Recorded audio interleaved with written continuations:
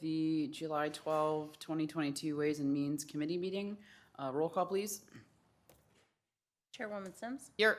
Alderman Gould. Here. Alderwoman Parker Tice. Here. Alderman Shelton. Here. All members are present. Great. Item number 2 on the agenda is approval or amendment of the agenda. Has everyone had an opportunity to review the agenda? Any changes, observations? All right. That'll stand approved by acclamation. We have no announcements, appointments, proclamations, or recognitions. Item number 4 is report of the committee chair and alderman. I have no report. Alderman Gould. No report. Alderwoman Parker Tice. No report. Alderman Shelton. Report. Item 5 is the city administrator report. I have nothing. Okay. Item 6A is the progress report on the 2021 audit. Who is leading the charge on that one? Andrew's here via Zoom. Is that him? I see him, but in a small little screen. Or There he is. we can't hear you. Can't hear you, Ann.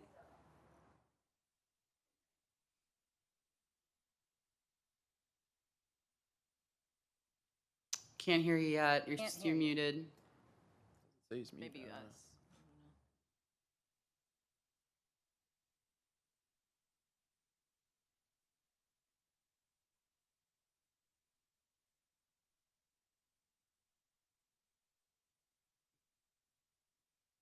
That'll forever be a face I recognize, like in Zoom, like that.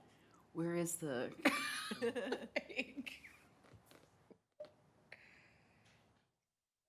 Oh, now he's muted. Now you're muted. He wasn't Oh. there. You're unmuted, but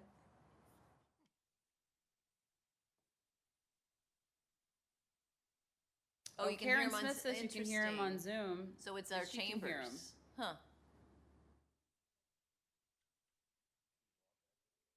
No, I think it's us. Oh, it's us. Sound isn't coming through our speakers. Thank you, Karen. Karen, can you hear us okay? Oh, good. Oh, good. Thank you.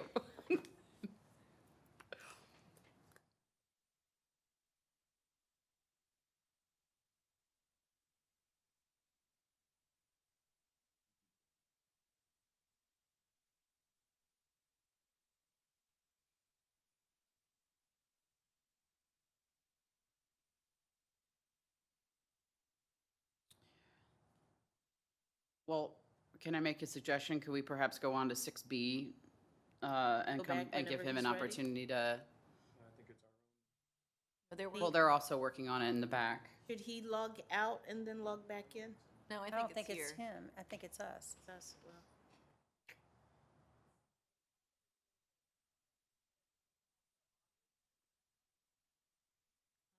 Our audio setting? It got changed?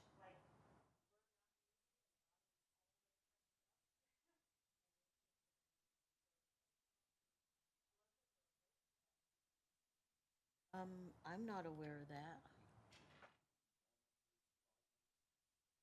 Jeff, can you reach it? Seriously? Oh, he's trying to join on his phone, but I think it's the volume in the room. Maybe he should join on his phone. Is it important that you see him? We can't still But it's hear still him. the volume. We still won't Well, be able to hear him. There we go. I can call him and then I've done this before. Put it up to the, yeah, Yeah. It's old fashioned, but. that okay. works. Oh, there's his number.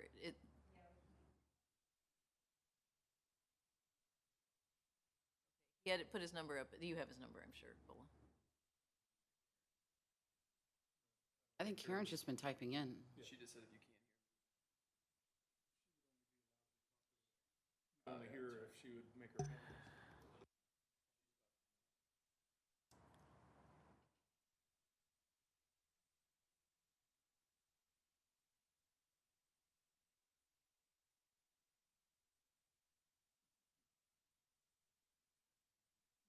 We all have an opinion. I'm glad I'm not in charge of Salt Lake.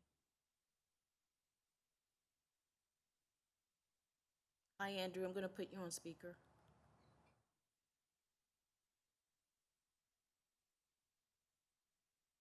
Yes, I can. Just a minute. Okay. Can you all hear him? Yes. Yep. Okay, so we can hear you. Okay. So just a quick update in the financial statement audit. We received a trial balance.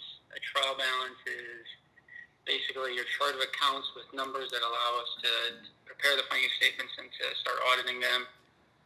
The city, wrapped up their cash account reconciliations, I believe, this afternoon. So,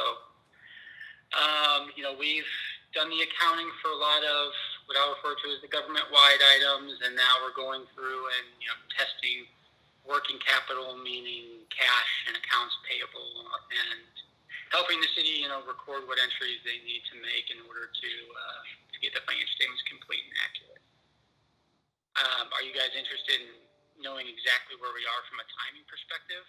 Yeah, that was what I had asked, and thank you for making time to join the meet. Can you hear me okay? It's kind of tough.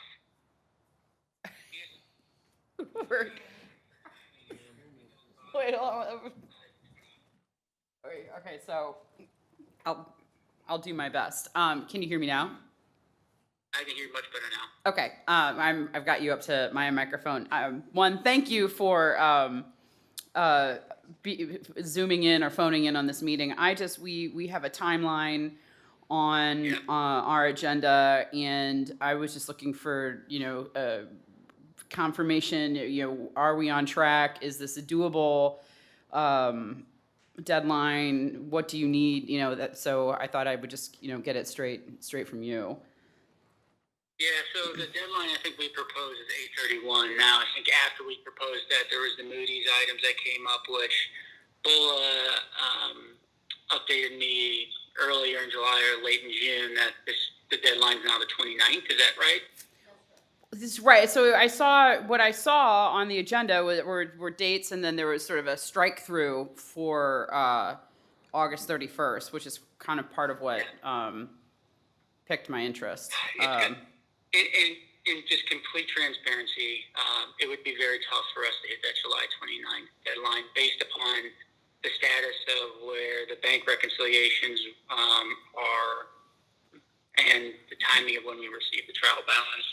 So, we help with cash account reconciliations for, your debt service fund, but your general operating fund is still handled by the city. And I believe those accounts are just, reconciled and closed out.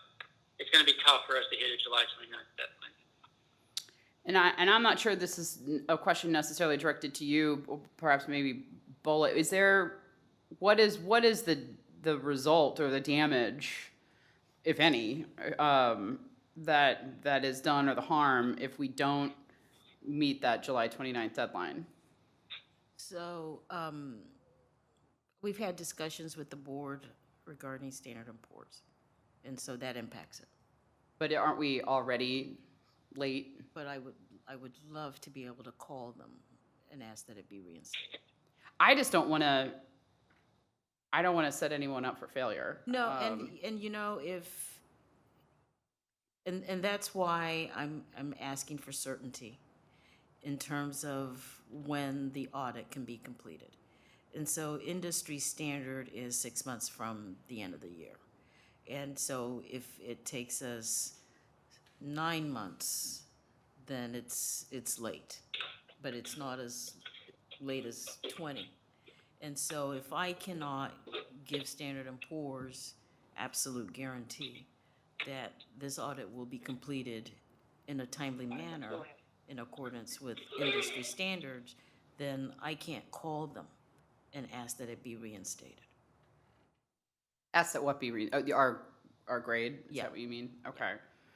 And so is July 29 a magical date for the 6 months? I mean, to me, it just seems like it's 30 days. I mean, that could be a big deal to everyone putting this together. It is a big deal. It is a big deal. But so the worst case scenario is that we would keep the grade we have now. Yes. Okay. Turning back to Andrew, is that realistic? Do you have everything you need, in order to get that done by the 29th? I mean, I just want to, if we gotta rip the Band-Aid off, I'd rather just live with it and know it. But, because I certainly want it done right.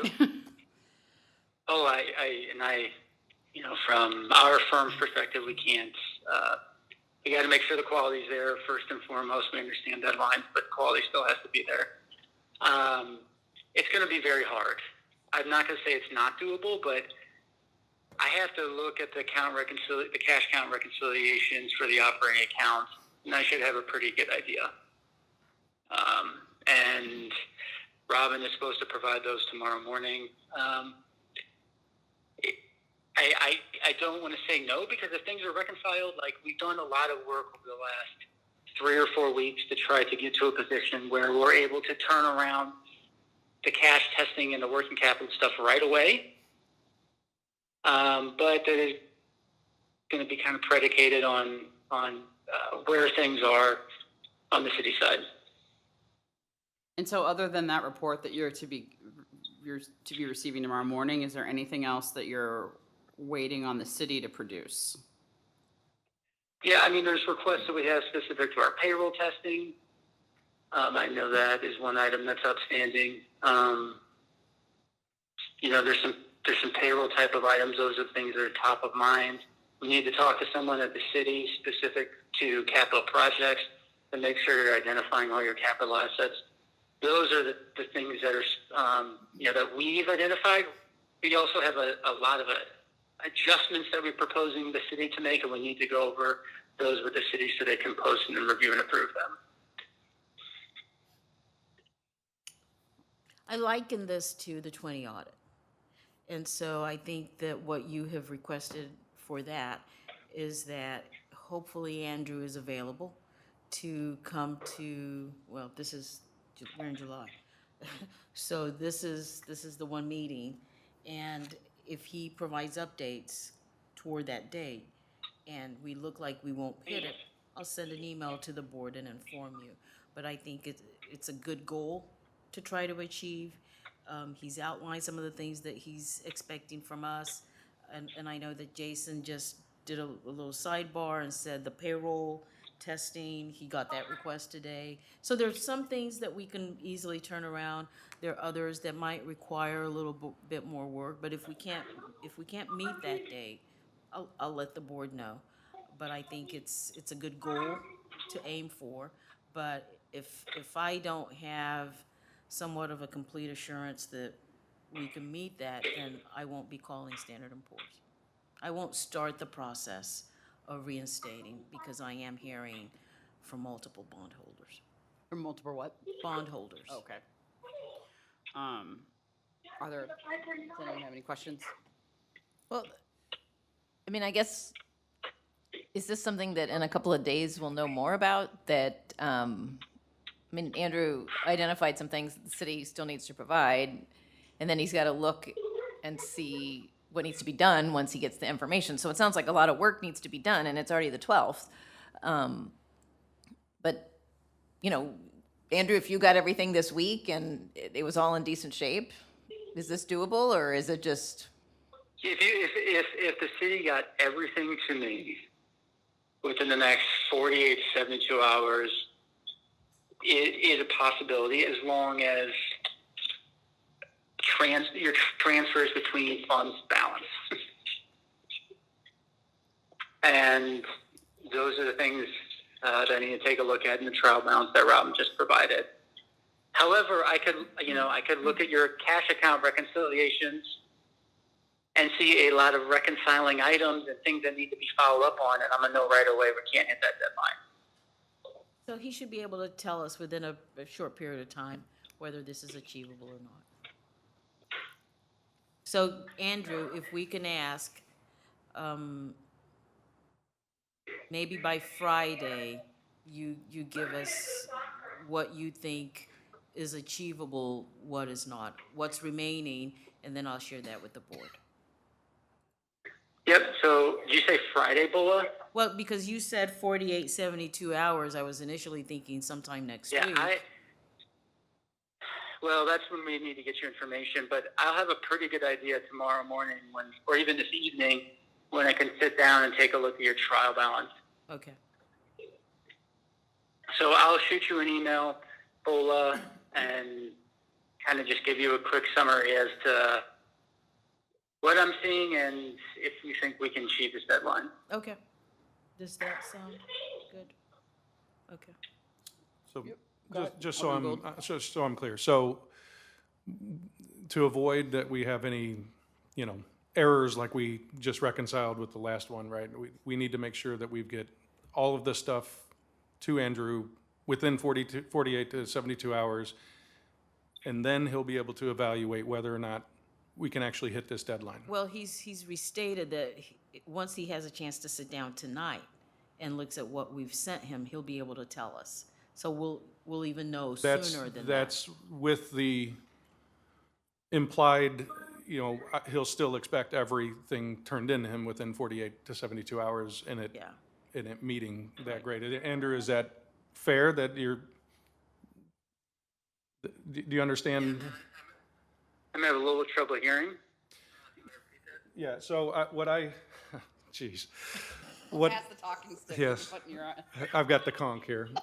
What I was saying is, I just want to make sure that we're all on the same expectation level. If you look tonight and you're able to see initially where things stand, you may be able to give us a little bit more definitive answer on whether or not you can make that July 29th date, as long as within 48 to 72 hours, the city gives you everything you need to finish the audit. Is that correct? Yep. That's factual, yeah. And those additional things are related to our substantive audit work, which is testing the transactions throughout the year.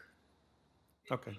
And the risk that if we try to rush this, the risk is that we end up having errors and we have to do reconciliations next year and everything else, correct? And that doesn't reflect well. Yeah, I mean, the risk is that is exactly that, and it causes a restatement to prior years, or there's, if we rush things, this is a large document, you would hate to see obvious errors that are caught by SP or another regulatory agency. I just don't want to allow those to happen. So yeah, that could impact our rating as well, just as much as being late. So, okay. Thank you. On the American Recovery Plan Act, have you guys started spending any of that money? The what? The American No. Yep. No, the city. We have not. Okay, good. And then I guess the extent to which you have to triage out if stuff he needs. I think between Andrew and Robin and Andrew and whomever else, I know he's sending things to Jason to turn around. And I don't know, I think in the past for the 20 audit, he may have made request of Kelly as well. So we have different people that are responding to requests that he's making. Okay. Alderman Gould? Robin, are you comfortable with what's still outstanding, that you can, within 48 to 72 hours, be able to wrap everything up? Is that something you're comfortable with? We would have to next week. Really. Oh, that was a question. Sorry, that was a question to Robin, to make sure that if we're, we've got a lot of, variables here. I just wanted to make sure that we're all clear on whose roles and responsibilities are and all of that. Good evening. I am fairly comfortable. I'm going to have to do some coordination with other departments to get some information that traditionally, for 2020, I didn't have to interface with. And I'll be having those conversations first thing in the morning. Yes, I think the deadline is doable, but it's really going to take me devoting most of my time during my day to doing it. And of course, I have competing projects that I'm working on. But the audit is a priority. I want to get it to the point where we're finished, and then I can regroup and come back to the other thing. So this is a urgent situation. and Right, have to understand, find a and that's, way. I guess that's my question is, are there resources, resource needs that you have to be able to, I don't know how we would even, are there delegation of other things that you can take off your plate so you can focus, or, you know, I mean, what resources do you need, or is there anything from this board that you would need, I guess? No, just your support and understanding that there are competing priorities, and right now I have a very green staff. And some of my other tasks that I have to do, I don't have the opportunity to train them so that I can delegate those. So it's just gonna be some long hours until we get through this, and that's okay, I'm used to it. It'll pay off when we get past this point, and we won't be here for 2022, I'm confident. Yeah, I mean, obviously, that's the goal, is to get us back on track, Yeah, and, get us back on track. okay.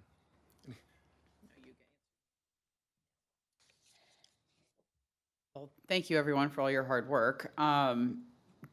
Does anyone have any other questions? Okay, thank you, Andrew, for making the time. And I guess we'll just get updated between now and January and July 29. That was a slip. I did not mean January. Like, that was, thank you. All right, I went to. Oh, okay. Just in time for him to hang up. Okay, great. So we will, I think that's about as thorough as an update as we could get on the 2021 audit. Item 6B is the financial statement fiscal year 2022.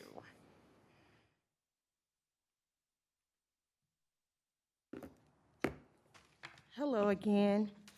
In my review of the May 2022 financial statement and variance analysis, I am pleased to report that we have we have one, excuse me, budget line, which is the use tax, where we have outperformed the budget as of May 31st. And we have also outperformed the budget for the minor sources of revenue, which is a compilation of the trash, fines, et cetera.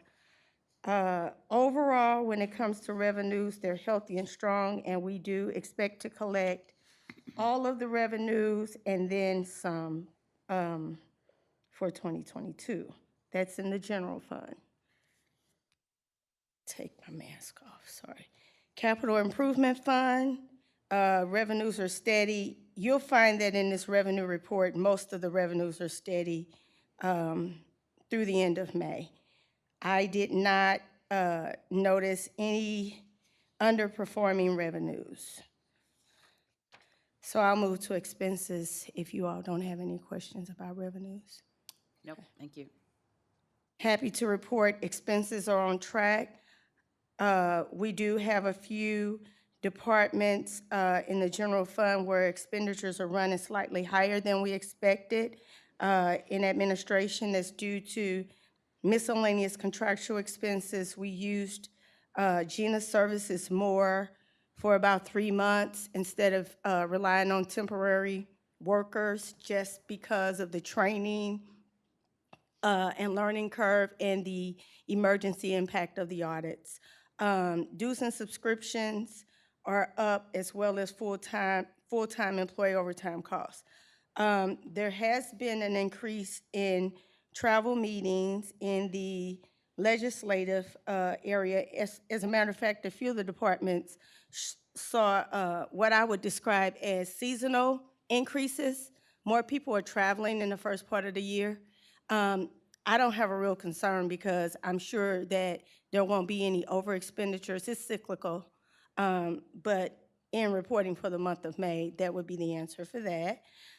We do have some slight increases in expenditures that are exceeding some of the budget allocations for the month. But we're in a tough economy right now, and again, a lot of that is due to the increased cost in fuel. So we're gonna see increases in every single department, and funds that support fuel costs. As a matter of fact, there's an expectation that we may have to do a budget amendment to absorb those costs. A few departments, such as police seizure and planning, are running below average. My expectation is that they will catch up because, again, some of this is cyclical with some expenses that will come in later in the year. As far as the capital improvement fund is concerned, the expenditures are below expected. We will see increases as we continue with approved budget purchases. A lot of that is supported by the IT department, and we're starting to see more invoices come in. Economic Development Fund, average, is running average for expenditures. Stormwater and Parks Improvement Fund, expenditures are in alignment with the budget allocation. And sewer improvement funds, those are slightly below the budget. That is the report for expenses for all funds. I need to go back, though, to revenue because I didn't touch upon capital improvement, economic development, stormwater, and sewer, but the good news is everybody's on pace to collect all the expected revenue, if not exceed it. That's my report. Any questions? I know there was a notation in the agenda, but considering what I think sounds like kind of a expanded use of manpower to get the audit done between now, are we budgeted for admin, wherever that comes from? You know, are we gonna have to I've asked the consider? question, and Robin Yes. assures me that there's sufficient funds within the budget to cover that. Okay. Yes, we budget 50,000, which is the standard amount that has been for the former contracts with Bot Steel. Now, here's what we need to think about for next year's budget cycle, since we're actually in the budget cycle. Just due to the economy and the expenses of everything, we may need to increase that line for 2023. So that's just something I want to put out to the board right now because I think Andrew's number of 50,000 was very conservative.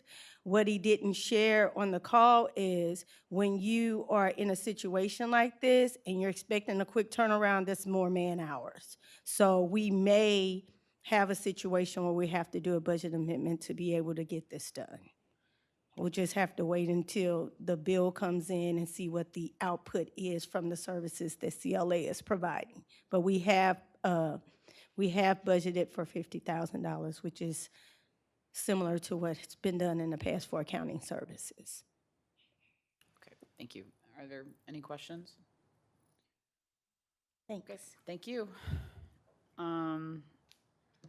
The next item on the agenda is item 7A, which is the consent agenda and the approval of the minutes. Does anyone have an opportunity to review those minutes? Any changes?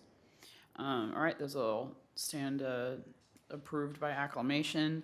Item 8 is old business. 8A is the continued discussion of the request for proposal for insurance services.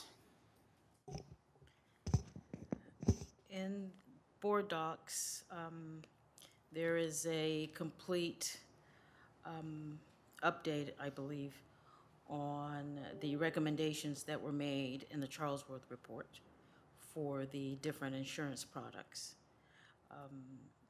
There's questions that he posed, and there are responses to those questions for the property insurance, for the general liability and law enforcement, for professional and employment practice liability, for auto liability, and I also provide an update on the increase that this committee recommended for the professional and employment practice liability at the last meeting, and that has gone into effect.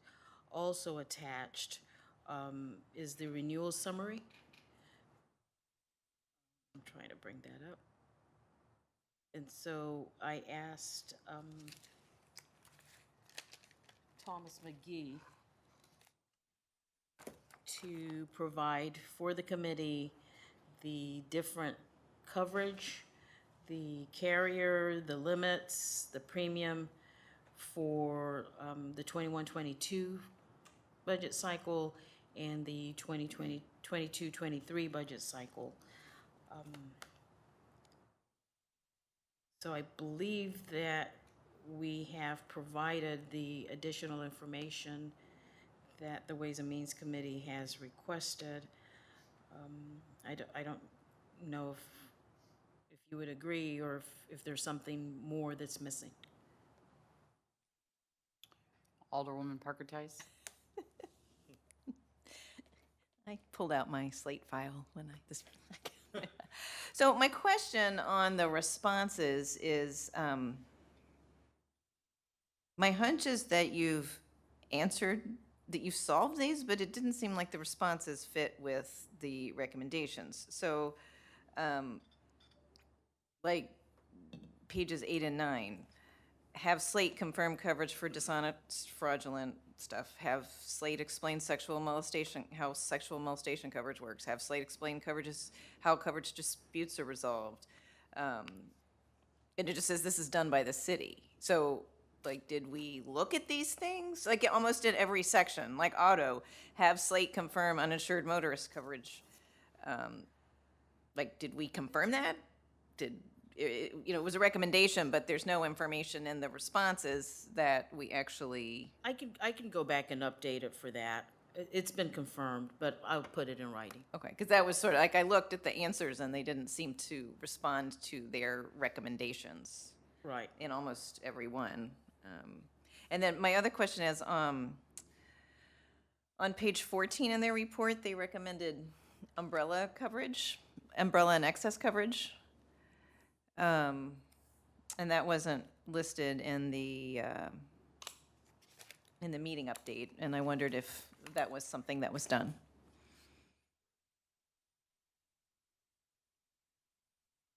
I think umbrella is the excess insurance.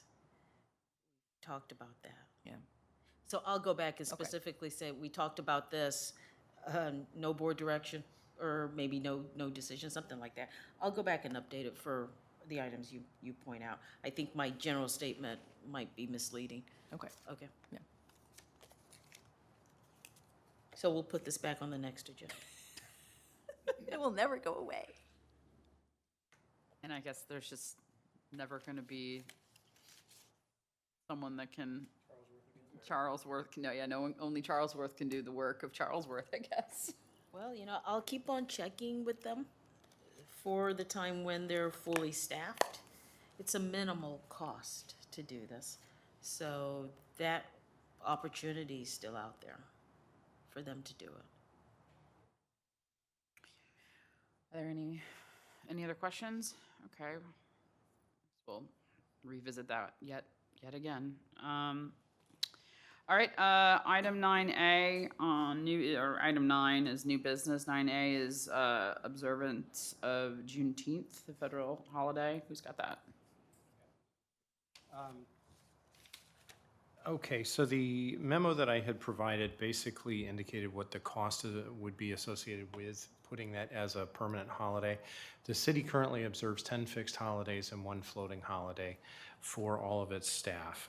By implementing this kind of at the 11th hour, what we ended up doing was we granted the day off to those individuals that were non-public safety related. So for our public safety related folks, they are scheduled to work those holidays, and the way that we compensate them is they receive additional compensation based on the 10 fixed holidays. They still are granted that additional floating holiday, and then that's paid out to them on a per payroll period basis. So we in essence take an extra 80 hours worth of compensation and divide that by the 26 pay periods and provide that as a reverse deduction to our employees. If the board were to look at putting this in place on a permanent basis, we need to explore whether or not, number one, we want to retro that to the individuals for calendar year 2022, and whether or not this holiday would want to either be in addition to the existing holidays or in replacement of one of our holidays. So as I said, we have 10 fixed holidays, 1 floating holiday. The what we want to find out from the board is, do we want to add this as a holiday? If we do, would it be an 11th holiday, or would it take the place of an additional holiday? Any thoughts? Jack? Question. So the floating holiday, is there not a holiday that we're currently covering that you see most people use it for, or is it more often used as just another vacation It's day? used as like for taking your birthday off or something along those lines. Flag Plus, Day. I'm sorry? So there- I said Flag Day.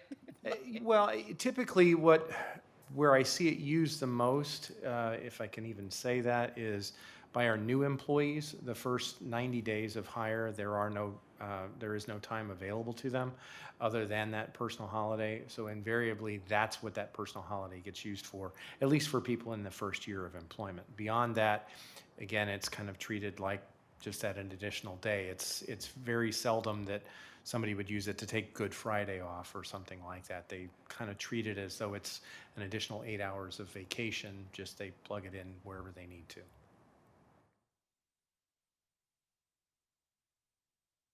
Alderwoman Tyson? Well, I think we should grant Juneteenth as a holiday. It's a federal holiday, it's a state holiday, and I think it should be a Brentwood holiday. And then the question is whether we grant the extra one or whether we use the personal holiday, as Alderman Shelton alluded to. I don't know if you were recommending it or if you just alluded to, just asked a question. But I do think it should be a holiday, and I'm curious the discussion about the rest of, whether you think we should remain at 10 or add to 11. I support this, adding it, and I think it should be part of the fixed days. I mean, and I think we should, to the extent there might be an uneven application amongst municipalities, I'd like to be a municipality that leads the charge on that. But I mean, yeah, banks are closed, courts are closed, federal building. I mean, I think, you know, I think it's a holiday. You know, it's an important acknowledgement. So. Do we Alderman have, Gould? thank you.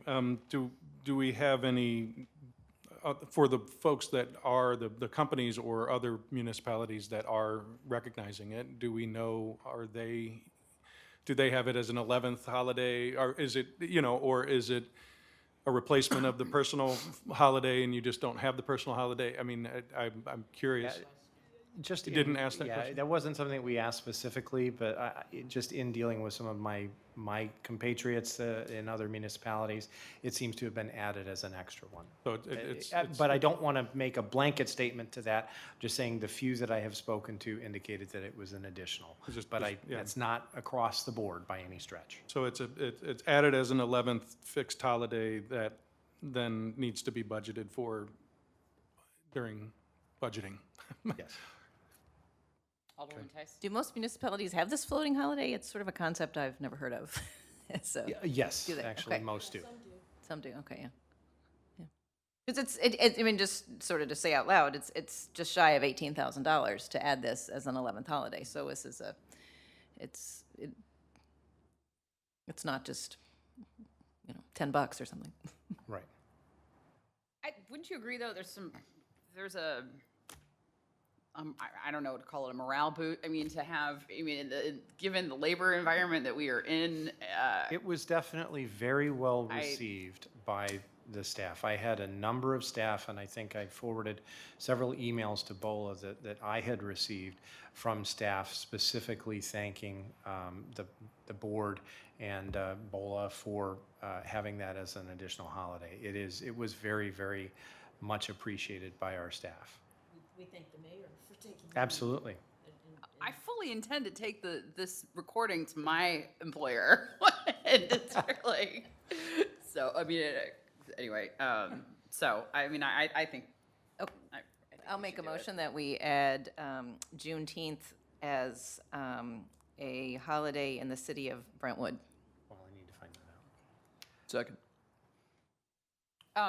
Should we have some clarification as to like an additional fixed holiday, or do you need that from us, or Well, we're not I think- suggesting it would be in lieu, you know? No, I the just, floater, I it just added it. That was Okay. my motion, was just to add it. Yeah, I think the way would be to take this to the full board, make sure that the full board is on board with it, Correct. and then we Yeah, go that's forward. what, Right. that's what we. But that the would- one thing that is we the result of will the want to yes. make sure of is whether or not we wish to retro that dollar figure back to our public safety employees, which was in the ballpark about 14,000 for '22. That's something that we'll need to take a look at. Care to amend your motion? I'll amend the motion that we add Juneteenth as an 11th holiday for employees, and that it is retroactive to the year 2022. Second. Oh, yes. Is there any further discussion? All right, seeing none, roll call. Chairwoman Sims, Yes. Alderman Gould, Yes. Alderwoman Tice, Yes. Alderman Shelton. Yes. Motion carries. Great, thank you. All right, hold on, I've got to open tabs. All right, item 9B on the agenda is modifying weather-related and emergency-related closings policy in the employee handbook. And that one falls to me as well. Basically, the only thing that would be changed to the current policy is the very last paragraph, and I can just kind of go through that briefly. In the event of extreme weather conditions, the city administrator may allow for the modification of start and or end times to allow for the safe completion of tasks. Any such modification will be done in such a manner so as to not disturb the residents at off hours, i.e. excessively early or late. If such hours are permitted, work will be completed in non-residential or less populated areas. The primary concern of this is obviously we went through a heat wave not that long ago where we had a week or more excessive temperatures well in above 100 degrees. We just want to have some degree of flexibility to kind of modify the start time. We already modify for extreme weather conditions in the event of flooding or something like that where we can close City Hall. This is just simply adding the ability for the city administrator to make the call to modify shifts kind of on an as-needed basis.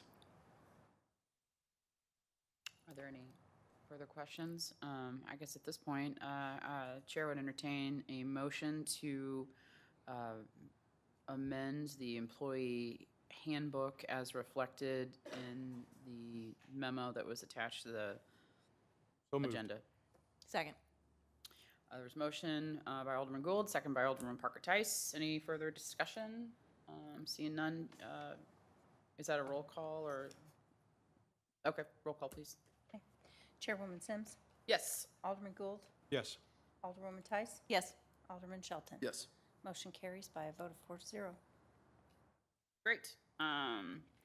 Item 9C is the Missouri Local Government Employee Retirement System, the loggers benefit. Who's got that one? I've got that one again.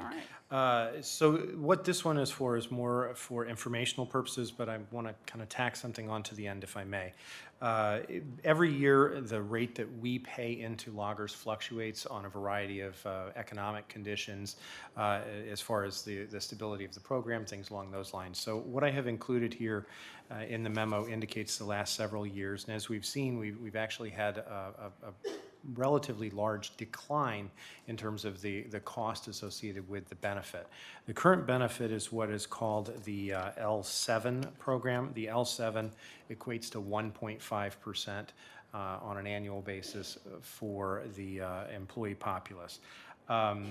So we are seeing in 2023 a reduction of our current rate from 4.5% down to 3.5%, which equates to about 23% overall in terms of what our actual contribution is.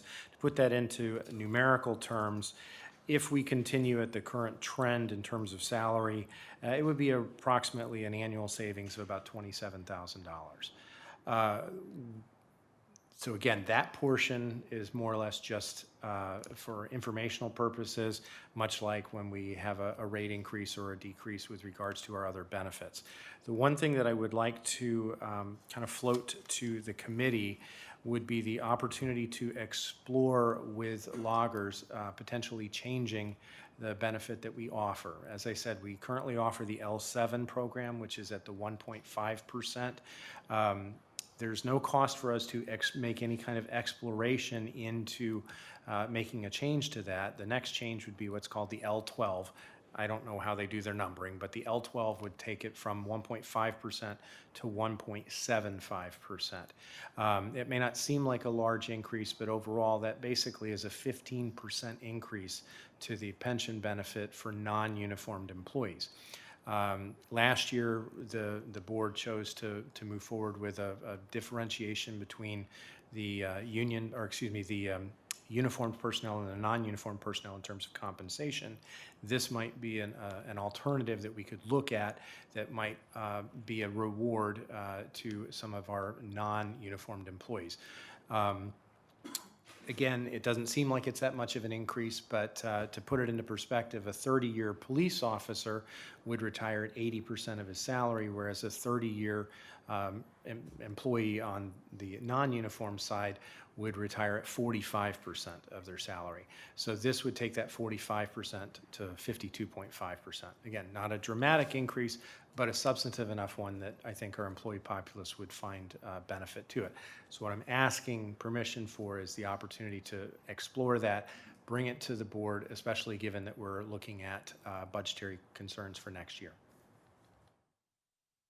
Alderwoman Tice? Yeah, I think this sounds like a great idea, but just ballpark number, what does that do to the contribution amount to go from 1.5% program to the 1.75%? It's kind of hard. That's why I need to explore it. I don't have that specific information at hand. There is obviously a significant dollar figure that you look at that, but it's amortized over several years. And again, that was partially why I wanted to bring up the fact that our rate has gone down year after year for the last several years. So we have realized a benefit, and this might be a way to kind of put some of that back to the employee populace. Once I get this information, I will be bringing it back to the board. I just want permission to do so. Do you need a motion from us or I Just a general just, feeling? that Voice sounds, vote, yeah, yeah, all those, I guess in favor of directing staff to put that report Look into together. it. Look into it. Say aye. Aye. Aye, and any opposed? Okay. Thank you very Go much. forward with our Appreciate processing. Okay, sorry, I got a lot of tabs open. So, item 10 on the agenda is citizen comments. If there's anyone in the gallery, either in person or on Zoom, that would like to come forward and make comments to the committee, you'll be given 3 minutes. Do we have any takers? No. Okay, seeing none, and seeing no further business, this meeting